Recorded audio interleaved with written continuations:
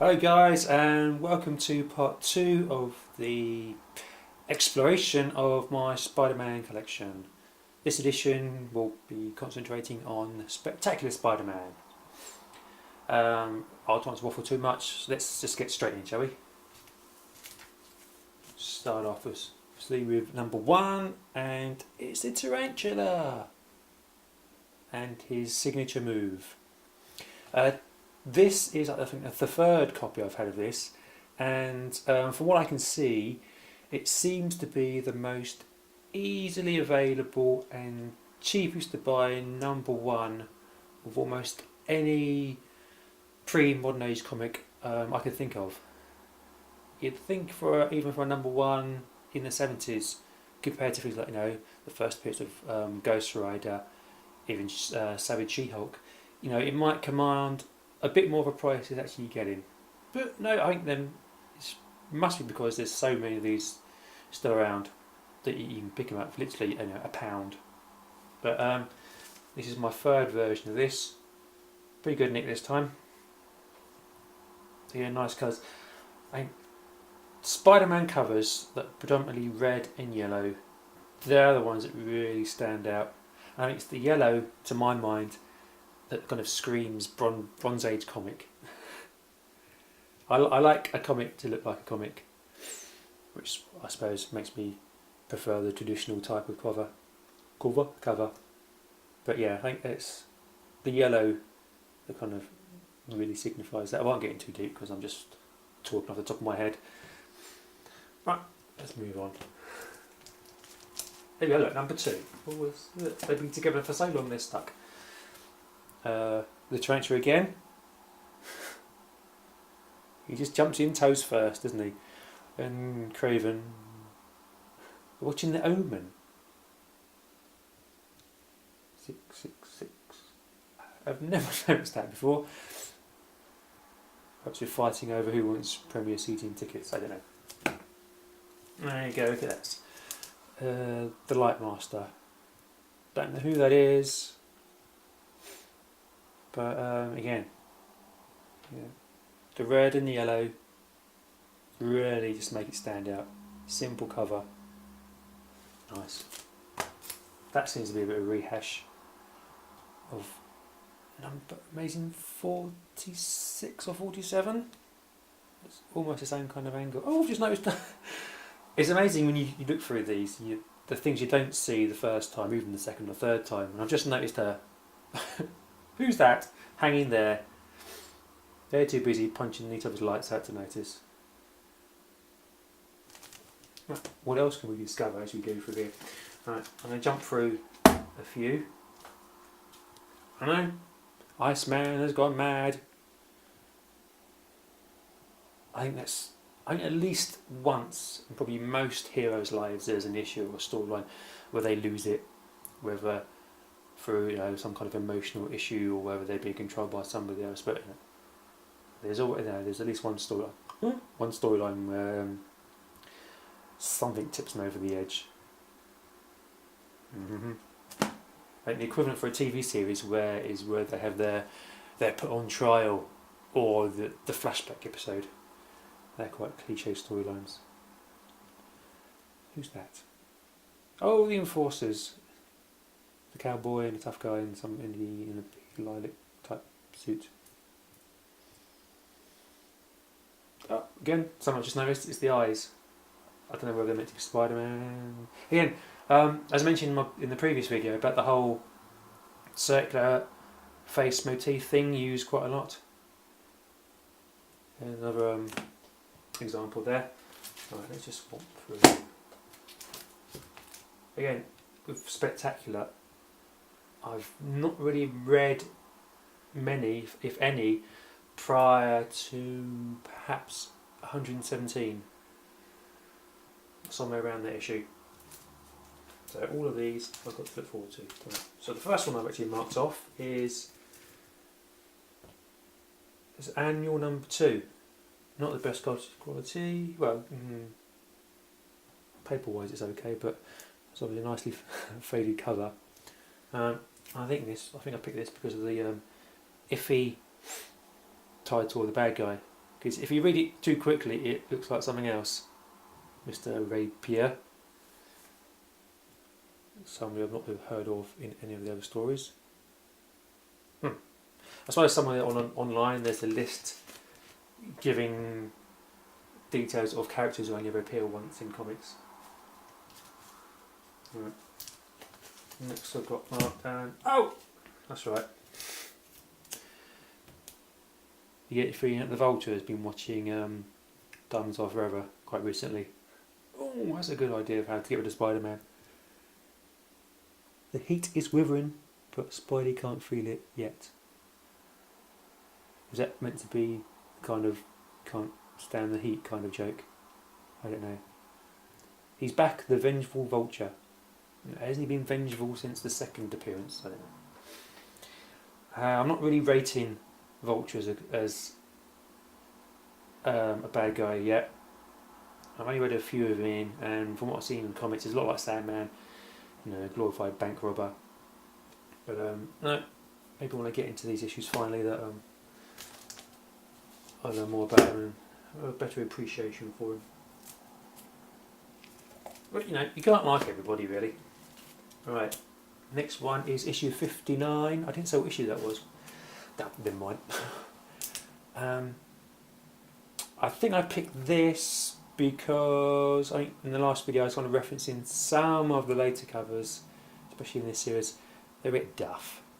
I know I mentioned that, plain backgrounds, simple colours and stuff, but there's a few kind of cop-outs to that critique, and I think this is one of them. I don't know, I don't think, I suppose in artistic sense they always say red and green should never be seen, even though they appear quite a lot together naturally. But yeah, red and green are clashing colours. I think the green just doesn't do anything for it. Perhaps it was a late deadline or something, I don't know, but that's still my, in today's market, whatever, that would be seen as a cut and paste job, wouldn't it? Oh, maybe it was. Right. Next up I've got marked down. Right, I challenge anybody to look at that cover and not immediately think of Tom Baker, because I always do every time. The machinery thing, you mistake it for curly hair, and it's the big eye and the teeth. It could be just me, but yeah, look at that Tom Baker. I can't help it every time. I don't even know who he's actually meant to be. One day I will find out. Yes, I will find out when I read the bloody thing. Right, next we have number 72. This is a very nice cover, and it stands out a lot against the others because of, I suppose it's a proper painted one this time, and it's also it's interacting with the cover in itself in a fourth wall kind of thing. On the water, but you've got the cracked glass here as if it's coming through like a TV screen thing. It's bursting through the logo. I always like it when they play with the format of the cover like that. Makes it much more interesting. It's pity you don't see more covers like that in here, because obviously it takes a lot more work to do. I think we should get a great appreciation for that. I like that one a lot. Right, so the pile at the front is bigger than the pile I'm going through. What's this one? Number 89, Black Cat. Don't hate me, Spider-Man. What I did for your love. What's she doing? Nick a wedding ring? Oh no! All the gasp and exasperation from Captain America. I suppose Reed Richards and the rest of the FF. Not particularly good angle for the thing. Oh, I suppose it's a Kingpin in the background. I suppose that's a hint to maybe what she might have done. Next issue, number 90, she's Black Cat and she's searching for Spider-Man. Oh, she must have really pissed him off. Or really hurt his feelings. I don't know. I don't care just yet. What is the answer? The question is, what is the question? Isn't the answer the bad guy's name, something like that. I don't know. Anyway.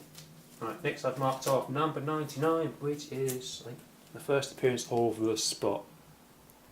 I like the Spot, not necessarily a bad guy, although I've only really seen him in the 90s cartoons. And but a fun character, and in the cartoon, this storyline set up the I suppose the final storyline with Spider Carnage and how that was resolved. Although the Mary Jane's disappearance was never resolved, so I suppose it kind of ended on a cliffhanger. But yeah, the whole idea of the Spot it's a fun idea. And it's this is something like portable black hole things that crops up in other cartoons and games and things, just as a joke. If you ever played the game Toonstruck, you had to use one of these quite a few times to find your way out of a police cell and that. I bet we've all wished we had one of those this one time in our lives. Right, that's the Spot again. Once again, the yellow background makes it all completely stand out against Spider-Man's red and blue. Nice. Who's this? Daredevil. So a lot of these covers I'm not familiar with because I kind of bought them, looked at them initially, ticked them off the list and then filed them away. So they're almost as new to me as they are to you, unless of course you've got all these already and you know them. But yeah, this is a fun way of me discovering the covers just as much as it is for you. At least I hope it's fun. If it's not fun, why are you watching? But please don't stop. Right, what have we got here? I'm going to say what was the anniversary of this, but it says Marvel 25th anniversary. I don't remember, unless it's Fantastic Four 301 maybe. I think there's a Ben Grimm cover like this. And I think there's a Wolverine one for X-Men, but I don't remember seeing many more than those. Next we have... I just noticed I'm not quite positioning these in the right place because I can't see the screen from where I'm doing this from, so apologies for that. I'll try and amend it now. There we go, with number 137. Down a bit. Yeah, okay, that's better. It's the tarantula again. Oh, what's he doing? He's sticking his foot out. The return of tarantula. I think I've kind of milked that joke to death now. But having said that, the tarantula! He's pointing his type this time, but Right. Next we have... Oh, this is a creepy one. Number 148. Night of the Living Ned. That's... I don't know, shouldn't there be that comic code? Oh, it is a comic code thing. That's a bit creepy if you're like a 8-year-old boy or girl in the 80s buying this. Can I have this, Dad? Oh, no, I don't want this, too scary. There's a few like this, like, in Craven's Last Hunt storyline, which is much more dramatic, but obviously he's not a zombified kind of skeleton thing. That's just creepy. Imagine when that's the latest issue and that sits on the top of your pile next to your bed and you're trying to get some sleep. You're just going to turn it over, aren't you? You can't do anything else. Yeah. Oh, that's that pile done.